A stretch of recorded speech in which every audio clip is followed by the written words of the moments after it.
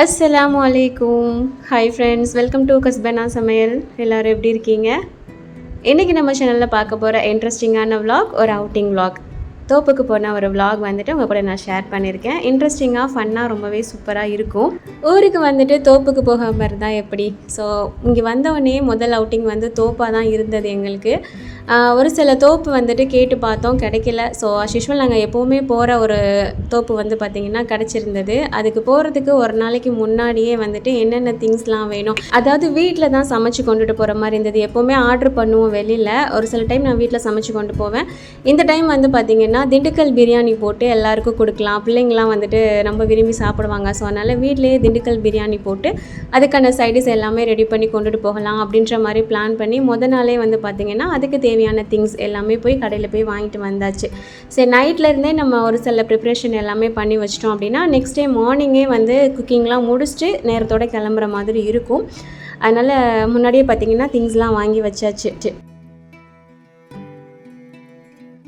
So வீட்டுக்கு வந்துட்டு வாங்கிட்டு வந்த திங்ஸ் எல்லாத்தையும் எடுத்து வச்சுட்டு அதுக்கப்புறம் நைட்டில் இருந்து தான் கொஞ்சம் வேலை வந்து பார்க்க ஆரம்பித்தேன். திண்டுக்கல் பிரியாணிக்கு வந்துட்டு தெரியும் உங்களுக்கு, திண்டுக்கல் பிரியாணி மீன்ஸ் நம்ம தலப்பாக்கட்டு பிரியாணின்னு சொல்லிட்டு நம்ம சேனலில் போட்டிருப்போம் இல்லையா, அதுதான். நிறைய பேர் ட்ரை பண்ணி ரொம்ப சூப்பராக இருக்குன்னு சொல்லியிருந்தீங்க. எனக்குமே ரொம்ப பிடிச்ச ஒரு பிரியாணினா அது ஃபேவரட் ஆயிடுச்சு. ஏன்னா டேஸ்ட்டும் ரொம்ப நல்லாயிருக்கும், ரொம்ப சீக்கிரமாக பண்ணிடலாம், ஈஸியான வேலையாகவும் இருக்கும். ஸோ அதுக்கான வேலைக்கு வந்து பார்த்திங்கன்னா முதல்ல அதுக்கு ஒரு மசாலா நம்ம ரெடி பண்ணுவோம் இல்லையா, அதை வந்து நம்ம பவுட்ரு ரெடி பண்ணி வச்சிடலான்னு சொல்லிட்டு அதுதான் எடுத்து அரைச்சிட்டு இருந்தேன். நிறையா பண்ணுற மாதிரி இருந்தது. அதாவது ஒரு 1.5 கிலோ ரைஸ், 1.5 கிலோ கறி அந்த மாதிரி போட்டு பண்ணுற மாதிரி இருந்தது. ஸோ அவ்வளோத்துக்கு எவ்வளோ அளவுக்கு மசாலா வேணும் அப்படிங்கிறதுக்கான திங்ஸ் தான் வந்து பார்த்திங்கன்னா எடுத்துகிட்டு இருந்தேன். எனக்கு கொஞ்சம் நிறையா பண்ணும்போது இவ்வளோ போடணும், இத்தனை டீஸ்பூன் போடணும் அப்படிங்கிறதுலாம் பெருசாக நான் பார்க்க மாட்டேன். எனக்கு கையளவுன்னு சொல்லுவாங்கள்ல, ஸோ அது எனக்கே தெரியும் இவ்வளோ எடுத்தால் இது வந்து கரெக்டாக இருக்கும் அப்படிங்கிற மாதிரி. அந்த மாதிரி தான் வந்து பார்த்து எடுத்துகிட்டு இருந்தேன். அப்புறம் இதில் வந்துட்டு இதோட ரெசிபிலாம் நான் காட்டலை, ஏன்னா ஆல்ரெடி நம்ம சேனலில் இருக்குது. அது மட்டும் இல்லாமல் கொஞ்சம் நிறையா செய்கிற மாதிரி உங்கள்கிட்ட காட்டினேன் அப்படின்னா உங்களுக்கு அது சிரமமாக இருக்கிற மாதிரி இருக்கும். இதுக்கு முன்னாடி வீடியோவில் வந்து கம்மி குவான்டிட்டியில் எப்படி பண்ணுறது, ஒரு 1/2 kg திண்டுக்கல் தலப்பாக்கட்டு பிரியாணி எப்படி பண்ணுறது அப்படிங்கிற ரெசிபி வீடியோ நம்ம சேனலில் இருக்குது. ஸோ அது வந்துட்டு நான் பின் பண்ணுறேன், செக் பண்ணிக்கோங்க. ஓகே, இதுக்கான அந்த ஹோல் கரம் மசாலாஸ் எல்லாமே அரைச்சிட்டு அதுக்கப்புறமா முந்திரி சேர்த்து வந்து அரைச்சிக்கிறேன். முந்திரி வந்து கண்டிப்பாக இதுக்கு சேர்க்கணும். ஃபஸ்ட்டே நம்ம சேர்த்துட்டோம் அப்படின்னா அதுலேருந்து ஒரு எண்ணெய் பிரிஞ்சு வரனால அந்த பவுட்ரு வந்து சரியாக நமக்கு அரைப்பட்டு வராது. ஸோ மற்ற திங்ஸ் எல்லாம் அரைச்சிட்டு அதுக்கப்புறமா பார்த்திங்கன்னா நான் வந்து முந்திரி சேர்த்து அரைச்சேன். ஸோ அதை ரெடி பண்ணி வச்சுட்டு பார்த்திங்கன்னா கறி, பிரியாணிக்கு போட்டக்கூடிய கறி இருக்கும் இல்லையா, அது வந்து கொஞ்சம் வேக வச்சுட்டு அதுக்கப்புறமா தான் பிரியாணிக்கு சேர்ப்பேன். அது மட்டும் இல்லாமல் சிக்கன் 65 வந்துட்டு செஞ்சு கொண்டுட்டு போகிற மாதிரி இருந்தது. ஏன்னா கிட்ஸ் நிறையா வராங்க அப்படின்றனால அவங்களுக்கு மெயினாக அதானே பிடிக்கும். ஸோ இப்போ வந்துட்டு அதுக்கான வேலை தான் பார்த்துட்டு இருந்தேன். சிக்கன் 65 மசாலாவுக்கு வந்து மசாலா தடவி வச்சுட்டோம் அப்படின்னா நெக்ஸ்ட் டே பொரிக்கிறதுக்கு கரெக்டாக இருக்கும். அப்புறம் பிரியாணிக்குள்ள கறியுமே வந்து பார்த்திங்கன்னா வேக வச்சு தான் போடுவோம். ஸோ இப்போ வேக வச்சுட்டேன் அப்படின்னா நெக்ஸ்ட் டே வந்துட்டு தாளித்து போடுறது கொஞ்சம் ஈஸியாக இருக்கும். ஏன்னா ஒரு 6 மணிக்கெலாம் எந்திரிச்சு சமைக்கிற மாதிரி இருக்கும். ஸோ கொஞ்சம் வேலை வந்து நமக்கு ஈஸியாக இருக்கும் இல்லையா. ஸோ அதனால் கடகடன்னு அந்த வேலை வந்து பார்த்திங்கன்னா பண்ணிகிட்டு இருந்தேன். அண்ட் இது போக இதுக்கு சைடிஸ் வந்து கத்திரிக்காய் கட்டா, முட்டை, அதுக்கப்புறம் ஆனியன் ரைத்தா வைக்கிற மாதிரி தான் நான் பிளான் பண்ணியிருந்தேன். பட் கடைக்கு போயிட்டு வரும்போது கத்திரிக்காய் வாங்குறதுக்கு மறந்துட்டேன். நெக்ஸ்ட் டே தான் எனக்கு ஞாபகமே வந்தது நம்ம கத்திரிக்காய் வாங்கலை அப்படின்றது. ஸோ அதை மட்டும் கட் பண்ணியாச்சு. சைடிஸ்க்கு வந்துட்டு சிக்கன், முட்டை, அதுக்கப்புறம் ஆனியன் ரைத்தா இந்த மாதிரி தான் செஞ்சு கொண்டுட்டு போயிருந்தோம். சிக்கன் வந்து பார்த்திங்கன்னா இப்போது மசாலா எல்லாமே போட்டுட்டு ஃப்ரிட்ஜில் தூக்கி வச்சாச்சு. அண்ட் கறியுமே வந்துட்டு ஜஸ்ட் ஒரு 2 விசில் மட்டும் வச்சு வேக வச்சு அப்படியே வச்சிட்டேன்.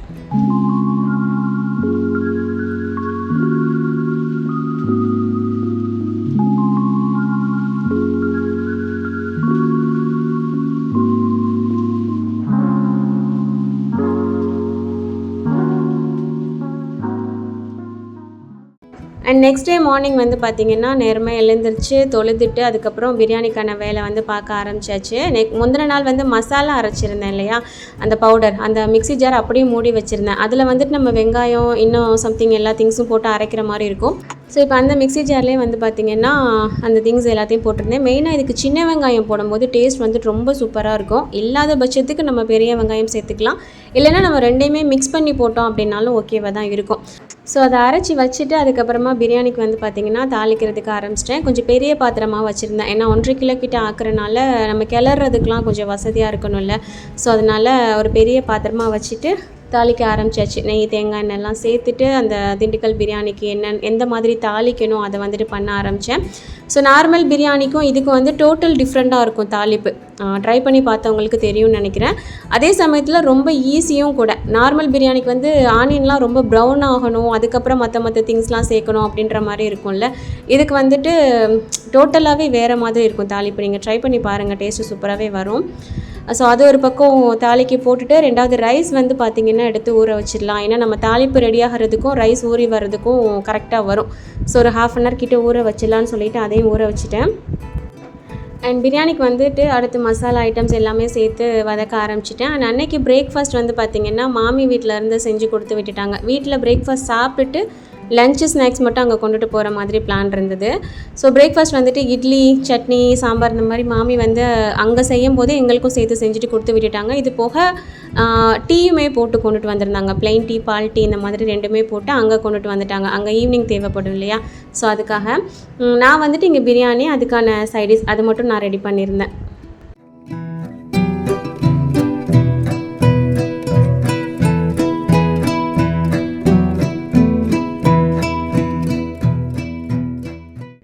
நம்ம கடையில் வாங்கி கொண்டுட்டு போகிறது வந்து ரொம்பவே ஈஸியான வேலையாக இருக்கும். பட் இந்த மாதிரி நம்ம ஒரு இடத்துக்கு போகிறோம், நம்ம கையால் சமைச்சு கொண்டுட்டு போகிறோம் அப்படிங்கும்போது அதோட ஃபீலே வந்துட்டு வேறு மாதிரி தான் இருக்கும் இல்லையா. ஸோ அந்த மாதிரி தான் நல்லா ஹாப்பியாக இருந்தது அன்றைக்கி சமைக்கிறதுக்கு. அதுக்கப்புறம் சிக்கன் வந்து பார்த்திங்கன்னா ஊற வச்சுருந்தேன் இல்லையா, அதை எடுத்து வெளியில் வச்சுட்டு அதுக்கப்புறம் ஆனியன் ரைத்தாக்கான வெங்காயம், தக்காளி, மல்லி, புதினா அந்த மாதிரிலாம் கட் பண்ணி போடுவோம்ல, மல்லி, பச்சை மிளகா, ஸோ அதெல்லாம் கட் பண்ணி ஒரு பாக்ஸில் வந்துட்டு வச்சுருந்தேன். அண்ட் கையோட இங்கே தாளிப்புமே ரெடி ஆயிடுச்சு. ஸோ தண்ணி கரெக்டாக அளந்து ஊற்றி கொதிக்க வச்சுட்டு அது கொதித்து வர்ற கேப்பில் சிக்கன் வந்து பார்த்திங்கன்னா பொரிக்க ஆரம்பிச்சிட்டேன். அண்ட் இது பண்ணிகிட்ருக்கும் போதே சைடில் வந்துட்டு பார்த்திங்கன்னா டீ வந்துட்டு போட்டுட்ருந்தேன். ஏன்னா டீ போடுறதுக்கு முன்னாடியே தான் நான் இந்த வேலையெல்லாம் பார்க்க ஆரம்பித்தேன். பட் கொஞ்சம் டீ குடிச்சிட்டே பண்ணணும் அப்படின்னா இன்னும் கொஞ்சம் நமக்கு எனர்ஜியாக இருக்கும்ல. ஸோ நல்லா கையோட டீயும் போட்டுட்டேன். அண்ட் இந்த பக்கம் தண்ணி வந்து பார்த்திங்கன்னா கொதிச்சு வந்துருச்சு. பிரியாணிக்கு எப்போயுமே தண்ணி வந்து இந்த மாதிரி ஃபுல்லாகவே கொதிக்கணும். லைட்டாக நடுவில் லைட்டாக கொதி வந்ததுக்கப்புறம் நம்ம ரைஸ் போட்டோம் அப்படின்னா சரி வராது. எல்லா பக்கமும் நல்லா கலகலன்னு கொதிச்சு வந்ததுக்கப்புறமா நம்ம வந்து ரைஸ் சேர்க்கணும். ஸோ இப்போ ஊற வச்சு ஜீரக சம்பார் ரைஸ் சேர்த்துட்டு நல்லா கலந்து விட்டு நம்ம வேக வச்சு எடுத்துட வேண்டியதான். ஒரு சிலர் வந்து பயப்படுவாங்க, நம்ம கொஞ்சமாக பண்ணணும் அப்படின்னா கூட நம்ம கரெக்டாக பண்ணிடுவோம், பட் நிறைய பண்ணும்போது நமக்கு அது குழஞ்சிருமா, சரியாக வருமா, டேஸ்ட்லாம் நல்லா இருக்குமா அப்படிங்கிற மாதிரி ஒரு பயத்தோடையே பண்ணுவாங்க.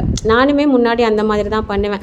பட் எக்ஸ்பீரியன்ஸில் நான் சொல்கிறேன், நம்ம எப்போ ஒரு பல்க் குவான்டிட்டியாக நம்ம பண்ணுறோம், அதாவது நார்மலாக நம்ம வீட்டில் கொஞ்சமாக சமைக்கிறத விட நிறைய எப்போ பண்ணுறோமோ அப்போ தான் வந்து பார்த்திங்கன்னா டேஸ்ட்டு ரொம்ப சூப்பராக வருது. இது எவ்வளோ பேர் எக்ஸ்பீரியன்ஸ் பண்ணியிருக்கீங்கன்னு எனக்கு தெரியலை. பட் எனக்கு வந்து நான் பார்த்த வரைக்கும் நம்ம நிறையா பண்ணும்போது அதோட டேஸ்ட் வந்துட்டு நல்லா வர்ற மாதிரி இருக்குது. அன்னைக்கு சாப்பிட்ட எல்லாருமே கூட பிரியாணி ரொம்ப சூப்பர் அப்படின்னு சொல்லிட்டு இருந்தாங்க. அல்ஹம்துலில்லாஹ் எனக்கு ஒரு பக்கம் அப்படியே ஹாப்பியாக இருந்தது. ஏன்னா பண்ணவங்களுக்கு அந்த ஒரு ஹாப்பினஸ் இருக்கும் இல்லையா, ஒருத்தவங்க பாராட்டும் போது. அல்ஹம்துலில்லாஹ். ஸோ ரெடி பண்ணிவிட்டு இப்போ தான் வந்து பார்த்திங்கன்னா தம் வந்துட்டு உடச்சேன். ஸோ நல்லாவே உதிரியாக நல்லா வாசமாக இருந்தது. நான் நிறைய டைம் பண்ணியிருக்கேன் இந்த பிரியாணி, திண்டுக்கல் தலப்பாக்கட்டு பிரியாணி. பட் அதிகமான குவான்டிட்டின்னு பண்ணது இந்த தடவை தான். ஒரு 1.5 கிலோ கிட்ட பண்ணேன். அப்படிங்கும்போது நல்ல ஒரு ஃப்ளேவராக இருந்தது. அதை கிண்டி விடும் போதே அப்படியே சாப்பிட மாட்டோமா அப்படிங்கிற ஒரு ஃபீல் வேறு இருந்தது. ஏன்னா நல்லா சுட பிரியாணி நம்ம பார்க்கும்போது அப்படியே சாப்பிடணுங்கிற ஒரு ஃபீல் தான் இருக்கும் இல்லையா. பட் எனக்கு வேலை இருந்தது, இல்லைன்னா நான் கொஞ்சமாவது எடுத்து வச்சு சாப்பிட தான் செய்வேன். பட் வேலை இருந்தனால ஓகே அப்படியே தம் மட்டும் உடச்சிட்டு திரும்பவும் அப்படியே லெவல் பண்ணிவிட்டு கொஞ்சம் நேரம் அப்படியே மூடி வச்சுட்டேன். அதுக்கப்புறம் அந்த சிக்கன், முட்டை இதெல்லாம் ரெடி பண்ணிகிட்டு இருந்தேன் இல்லையா. ஸோ அதெல்லாம் ரெடி பண்ணிவிட்டு அதுக்கப்புறம் பேக் பண்ண ஆரம்பிச்சிட்டேன். ஸோ எல்லாம் எடுத்து வச்சிடலாம் அப்படின்ட்டு.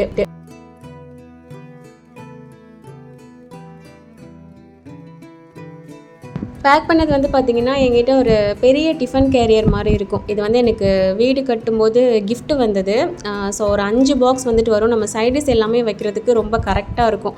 ஸோ ஒரு பாக்ஸில் வந்துட்டு முட்டை, அண்ட் இன்னொரு பாக்ஸில் வந்து இன்னொரு 3 பாக்ஸ் கிட்ட வந்து பார்த்திங்கன்னா சிக்கன் வந்துட்டு வந்தது.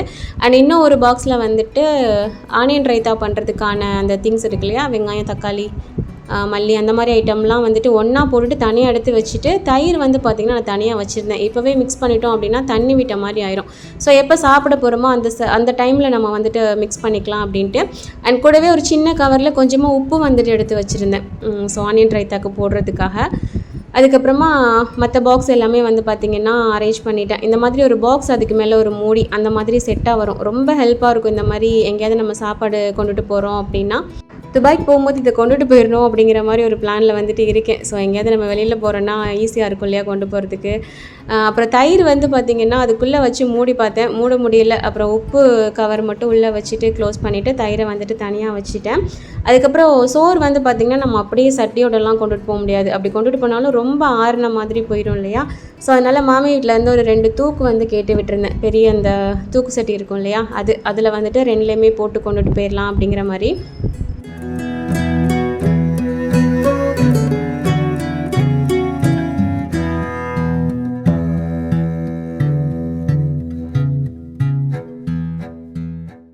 அண்ட் எல்லா ஒர்க்குமே வந்துட்டு முடிச்சுட்டு அதுக்கப்புறம் பாத்திரம் எல்லாமே வாஷ் பண்ணிவிட்டு அதுக்கப்புறம் தான் நான் வந்துட்டு பேக் பண்ணுறதுக்கே ஸ்டார்ட் பண்ணேன். ஸோ எல்லாம் முடிச்சதுக்கப்புறம் இந்த 2 தூக்குலேயும் சாப்பாடு எல்லாமே போட்டுட்டு அதுக்கப்புறமா ஒரே ஒரு பிளேட்டில் வந்துட்டு கொஞ்சமாக ரைஸ் வந்துட்டு எடுத்திருந்தேன். ஏன்னா கண்டிப்பாக நமக்கு டேஸ்ட் பண்ணி பார்க்கணும்ல. அதனால் ரைஸ் எடுத்துகிட்டு வீட்டில் ஹஸ்பண்ட் அப்புறம் மச்சி பசங்க அதுக்கப்புறம் என் பிள்ளைங்க எல்லாருமே இருந்தாங்களா, ஆளுக்கு ஒரு வாயாக ஊட்டி விட்டுட்டு இப்போவே வந்துட்டு டேஸ்ட் எப்படி இருக்குங்கிறத கன்ஃபார்ம் பண்ணிக்கிட்டேன். ஸோ எனக்குமே வந்துட்டு நல்லா பிடிச்சிருந்தது, நல்லா இருந்தது. ஸோ கொஞ்சமாக வந்து தட்டில் எடுத்துகிட்டு மற்றதெல்லாம் அப்படியே மூடி தூக்கி வச்சாச்சு.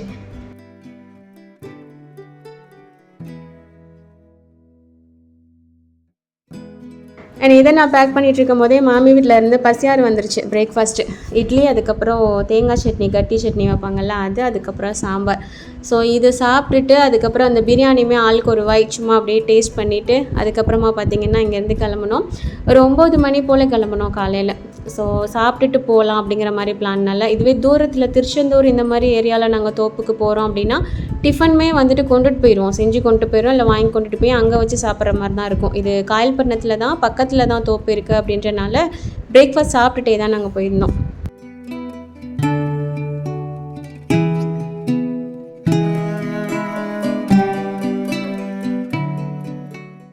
அண்ட் எல்லாம் பேக் பண்ணிவிட்டு வந்து பார்த்திங்கன்னா ஒரு வழியாக கிளம்பியாச்சு. தோப்பு வந்து பக்கத்தில் தான் இருந்தது அப்படின்றனால ஒரு ஷேர் ஆட்டோ, அதுக்கப்புறம் 2 பைக் இந்த மாதிரி தான் நாங்கள் போயிருந்தோம். நிறைய பேர் இல்லை, எங்கள் ஃபேமிலி, மாமி ஃபேமிலி, அதுக்கப்புறம் சின்ன மச்சி வீட்டிலேருந்து 2 பசங்க, அவ்வளோதான். ஸோ கிளம்பியாச்சு.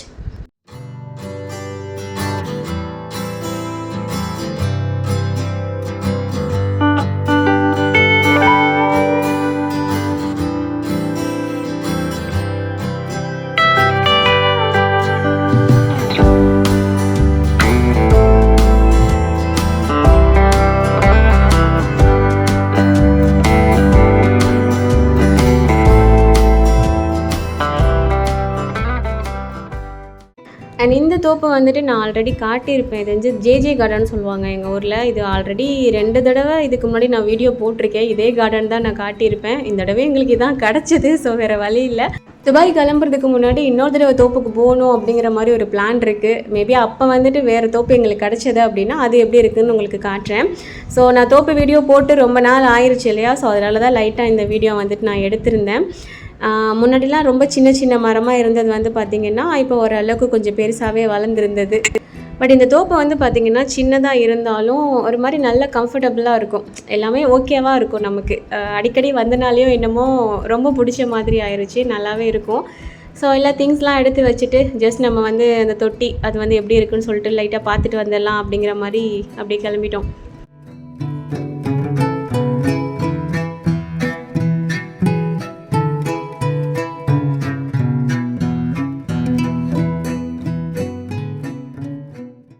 ஆக்சுவலாக இங்கே வந்து பார்த்திங்கன்னா சின்ன பிள்ளைங்க குளிக்கிறதுக்கான சின்ன தொட்டி, அதுக்கப்புறம் ஒரு நல்ல பெரிய ஒரு தொட்டி இந்த மாதிரி இருக்கும். தண்ணி வந்துட்டு நாங்கள் வரதுக்கு முன்னாடியே போட்டு வச்சிட்டாங்க. அது ஒரு 3/4 தொட்டிக்கிட்ட பார்த்திங்கன்னா நிறைஞ்சிருச்சு. ஏன்னா நாங்கள் எப்போவுமே கொஞ்சம் தண்ணி கம்மியாக இருக்கும் போதே ஆஃப் பண்ணிவிட்டு பிள்ளைங்களை வந்து கொஞ்சம் நேரம் பெரிய தொட்டியில் குளிக்க வச்சுட்டு அதுக்கப்புறமா தான் ஃபில் பண்ணுவோம். ஏன்னா பெரிய தொட்டி ஃபுல்லாக நிறைஞ்சு அதுக்கப்புறம் சின்ன தொட்டிக்கு வந்துட்டு தண்ணி வரும். பட் நாங்கள் முன்னாடியே போட்டு வச்சிட்டாங்க அப்படின்றனால ஆல்மோஸ்ட் அது 3/4 தொட்டிக்கிட்ட நிறைஞ்சிருச்சு. பட் கொஞ்சம் நேரம் பிள்ளைங்க அதுலேயுமே குளிக்க வச்சோம். ஏன்னா அது ஃபுல்லாக நிறைஞ்சி சின்ன தொட்டிக்கு தண்ணி வர வரைக்கும்லாம் பிள்ளைய வந்து கண்ட்ரோல் பண்ண முடியாது. அதாவது இது ரொம்ப சின்ன தொட்டியாக தான் இருக்கும். ரொம்ப சின்ன பிள்ளைங்களுக்கு, சுரஃபாமாக்கும் என் மச்சி பையன் லாஸ்ட்டு பையனுக்கு மட்டும்தான் இது வந்து கரெக்டாக இருக்கும். மற்ற பசங்கள்லாம் வந்துட்டு பெரிய தொட்டிலே குளிச்சுப்பானுங்க. ஓகே. அந்த தொட்டிக்கு இந்த பக்கம் வந்து பார்த்தீங்கன்னா, ஒரு 4 டோர் போட்டு சின்ன சின்னதா ரூம் மாதிரி இருக்கும். ஒண்ணு வந்து இந்த மாரி கிச்சன் செட்டப்ல இருக்கும். வெசல்ஸ் ஏதாவது வாஷ் பண்ணணும் அப்டின்னா பண்ணிக்கலாம். அண்ட் இந்த பக்கம் வந்துட்டு லாக்கர் மாதிரி குடுத்துருப்பாங்க. இங்கே நம்ம கொண்டு வர திங்ஸ் வந்து ஏதாவது சேஃபா வச்சுக்கலாம் குளிக்கும்போது அப்டின்னா, அந்த மாதிரி வைக்கிறதுக்கு. அண்ட் இன்னொரு ரூமே இருக்கும். ட்ரெஸ் சேஞ்ச் பண்ணுற மாதிரி ஒரு ரூம் இருக்கும். அப்புறம் இன்னொன்று வந்துட்டு நம்ம தொட்டியில குளிச்சுட்டு, அதுக்கப்புறம் வந்து ஷவரில் குளிக்கிறதுக்காக ஒரு ஷவர் ஏரியா வந்துட்டு ஒன்று இருக்கும். அண்ட் ஒரு வாஷ்ரூம் வந்துட்டு இருக்கும். வெஸ்டர்ன் டாய்லெட்டோட ஒரு ரெஸ்ட் ரூம் வந்துட்டு ஒன்று இருக்கும். அது எல்லாத்தையும் நான் வீடியோ எடுக்கலை. ஏன்னா ஃபஸ்ட் டைமாக இந்த தோப்பு நான் காட்டும்போது அது எல்லாமே நான் டீட்டெயிலாக காட்டியிருப்பேன். ஸோ திரும்ப திரும்ப எதுக்கு அப்படின்ற மாதிரி நான் காட்டலை. அதுக்கப்புறம் பார்த்தீங்கன்னா, பிள்ளைங்க வந்துட்டு இறங்கிட்டாங்க குளிக்கிறதுக்கு. சுரபாமாக்கெலாம் அப்படியே முக்கிருச்சு. உங்களுக்கு பார்க்கும்போது தெரியும். அந்த கம்பியை பிடிச்சி தான் குளிச்சிட்டு இருந்தா. அப்புறம் இன்னொரு இன்ஃபர்மேஷன் வந்து நான் சொல்கிறேன். லாஸ்ட் வீடியோவில் நான் மதர்ஸா டீட்டெயில்ஸ் வந்து நிறைய பேர் கொடுத்துருந்தேன். ஒரு சிலர் வந்து எனக்கு கமெண்ட் பண்ணியிருந்தீங்க. நாங்கள் வந்து எனக்கு வந்து பேபி இப்போ தான் பிறந்திருக்கு, பிள்ளைய வச்சுட்டு என்னால் கிளாஸஸ் அட்டன் பண்ண முடியுமா அப்படிங்கிற மாதிரி. அண்ட் இன்னும் ஒருத்தவங்க வந்து நான் வந்து ஜாப்க்கு போகிறேன், எனக்கு வந்துட்டு கிளாஸ் அட்டன் பண்ண முடியுமா, டைமிங்லாம் எப்படின்னு எனக்கு தெரியலை அப்படிங்கிற மாதிரிலாம் சொல்லியிருந்தீங்க. ஒரு ப்ராப்ளம் இல்லை. வாரத்தில் 3 கிளாஸ் வந்துட்டு உங்களுக்கு வரும். அந்த வீக் முடியறதுக்குள்ளே நீங்கள் வந்துட்டு எப்போ வேணாலும் நீங்கள் அனுப்பிக்கலாம். மேக்ஸிமம் நீங்கள் அந்த கிளாஸ்க்குன்னு ஒரு 15 நிமிஷத்துலேருந்து ஒரு 20 நிமிஷம் மட்டும் நீங்கள் ஒதுக்குனாலே போதும். அவ்வளோ ஈஸியாக இருக்கும் உங்களுக்கு ரிப்ளை பண்ணுறதுக்கு, அவங்களுக்கு ஆன்சர் பண்ணுறதுக்கு. அந்தளவுக்கு ஈஸி தான். அண்ட் அது மட்டும் இல்லாமல் ஸ்டார்டிங் கிளாஸ் அப்படிங்கும்போது உங்களுக்கு இன்னுமே ரொம்ப ரொம்ப ஈஸியாக இருக்கும். இப்போ தான் ஸ்டார்ட் ஆகிருக்கு அப்படின்றனால உங்களுக்கு ரொம்ப பிடிச்சி நீங்கள் பண்ண ஆரம்பிச்சிருவீங்க.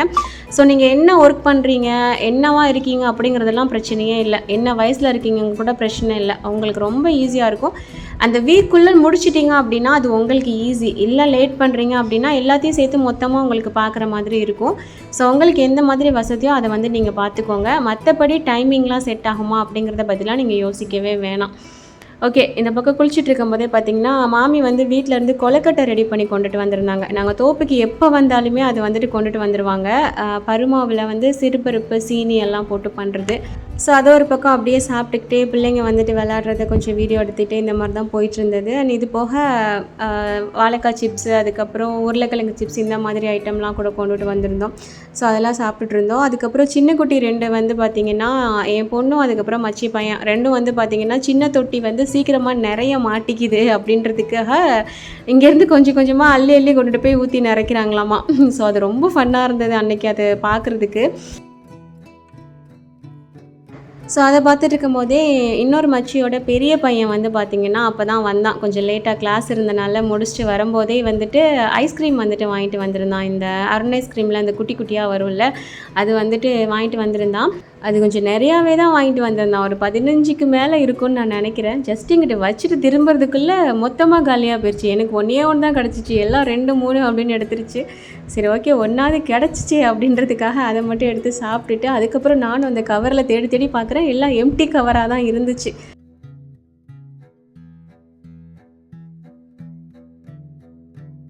அண்ட் நாங்கள் போன அன்றைக்கி கிளைமேட் வந்து பார்த்திங்கன்னா கொஞ்சம் நல்லாவே இருந்தது. அதிகமான வெயிலும் அடிக்கலை அண்ட் மழையும் இல்லை. ஆனால் ஒரு மாதிரி நல்ல ஒரு மூடியான கிளைமேட்டாக வந்துட்டு இருந்தது. நல்லா இருந்தது. அப்பப்போ லைட்டாக வெயில் வந்துட்டு போச்சு. பட் இப்போ ஓகே தான். முன்னாடி இந்தியாவில் ரொம்ப வெயில் வந்து ஜாஸ்தியாக இருக்குன்ற மாதிரிலாம் நிறையா ரீல்ஸ்லலாம் நான் பார்த்தேன். பட் இப்போ நாங்கள் வந்த டைமில் ஓரளவுக்கு ஓகேவாக தான் இருக்குது. பட் இப்போ துபாயில் வந்துட்டு நிறையாவே வெயில் ஆரம்பிச்சிருச்சுன்னு சொல்லி கேள்விப்பட்டேன். அப்புறம் இங்கே பார்த்திங்கன்னா நாங்கள் சாப்பிட போகிறதுக்கு முன்னாடி தண்ணி வந்துட்டு திறந்து விட்டாச்சு. இங்கே நம்ம குளிக்கிற தண்ணி வந்துட்டு வேஸ்ட் ஆகாது. இங்கே மரம் எல்லாமே வச்சுருப்பாங்க இல்லையா, ஸோ அதுக்கு வந்து அந்த தண்ணி போகிற மாதிரி தான் தோண்டி வச்சுருப்பாங்க. ஸோ நாங்கள் திறந்து விட்டுட்டு அதுக்கப்புறமா சரி சாப்பிட்டுட்டு ஒரு 1/2 அன் ஹவர் கழித்து வந்து குளிக்கலாம் அப்படிங்கிற மாதிரி வந்திருந்தோம். வந்துட்டு முதல்ல ப்ரேயரை முடிச்சுட்டு அதுக்கப்புறமா பார்த்திங்கன்னா சாப்பாடு வைக்க ஆரம்பிச்சாச்சு. ஹாட் பாக்ஸ் இருந்து நம்ம பிரியாணி வச்சு கொண்டுட்டு வந்திருந்தோன்னா இன்னுமே நல்லா ஹீட்டாக இருந்திருக்கும்னு நினைக்கிறேன். பட் ஹாட் பாக்ஸ் வந்து எங்கிட்ட வேறு இல்லை. அதாவது ரைஸ் போட்டு கொண்டுட்டு வர மாதிரியான பெரிய ஹாட் பாக்ஸ் நான் வந்து 2மே துபாய் கொண்டுட்டு போயிட்டேன். ஸோ இங்கே வந்துட்டு இல்லை, தூக்கு சட்டியில் தான் போட்டு கொண்டுட்டு வந்திருந்தேன் இல்லையா, அதனால லைட்டாக அது ஆறி தான் இருந்தது. பட் பிரியாணி வந்து ஆறி சாப்பிடும்போதும் அது ஒரு டேஸ்ட்டாக இருக்கும் இல்லையா, அந்த மாதிரி சூப்பராகவே இருந்தது. அண்ட் மற்ற சைடிஷில் வந்து பார்த்திங்கன்னா நான் அந்த ஆனியன் ரைத்தா மட்டும் ரெடி பண்ணாமல் கொண்டுட்டு வந்திருந்தேன்ல, ஸோ இங்கே வந்துட்டு அந்த தயிர், உப்பு எல்லாமே போட்டு நல்லா மிக்ஸ் பண்ணிவிட்டு அதுக்கப்புறமா சாப்பாடு வந்து வச்சு கொடுத்துருந்தேன். சாப்பாடு வைக்கிறதுக்கு இங்கே வந்து நான் யூஸ் அண்ட் த்ரோ பிளேட் வந்துட்டு கொண்டுட்டு வந்திருந்தேன். பட் என்ன பிளானில் வந்தேன் அப்படின்னா, அங்கே இலை இருந்தது அப்படின்னா நம்ம வெட்டிக்கலாம், அதில் வந்துட்டு எல்லாரையும் மொத்தமாக உட்கார வச்சு சாப்பிட வைக்கலாம் அப்படிங்கிற மாதிரி தான் நான் நினச்சிருந்தேன். பட் எல்லா இலையுமே வந்து பார்த்திங்கன்னா நல்ல காற்று அடிக்கிறதுல கிழிஞ்சு போய் இருந்தது. ஸோ இலை வந்துட்டு செட் ஆகாது அப்படின்னு சொல்லிட்டு நான் கொண்டுட்டு வந்த அந்த ஃபோம் பிளேட் மாதிரி கொண்டுட்டு வந்திருந்தேன். ஸோ அதில் வச்சு எல்லாருக்கும் கொடுத்தாச்சு. அண்ட் அல்ஹம்துலில்லாஹ் அன்றைக்கி சாப்பாடுமே டேஸ்ட்டும் ரொம்ப நல்லா இருந்தது. நல்லா குளிச்சுட்டு வந்து அந்த ஈரத்தோட காற்றடிக்கும் போது ஒரு மாதிரியான கூலிங்காக இருக்கும் இல்லையா, அந்த கூலிங்கோட இந்த பிரியாணி சாப்பிட்றதுக்கு வந்து ஒரு மாதிரியான வேறு லெவல் ஃபீலாக இருந்தது. அல்ஹம்துலில்லாஹ் எல்லோரும் ஒன்றா உட்காந்து சாப்பிட்டுட்டோம்.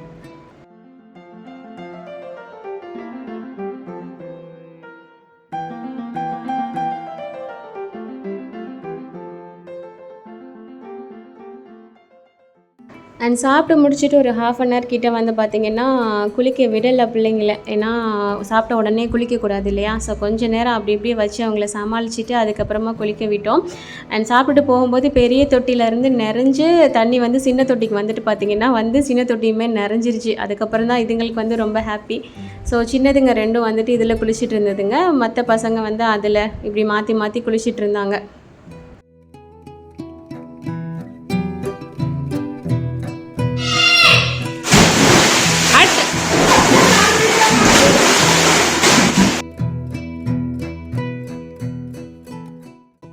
அண்ட் அதுக்கப்புறம் ஈவினிங் வந்து பார்த்திங்கன்னா டைம் ஆயிடுச்சு. நாங்கள் எப்போவுமே ஒரு 5:30 6 கிட்டலாம் வந்துட்டு கிளம்பிடுவோம், அதுக்கு மேலெலாம் இருக்க மாட்டோம்.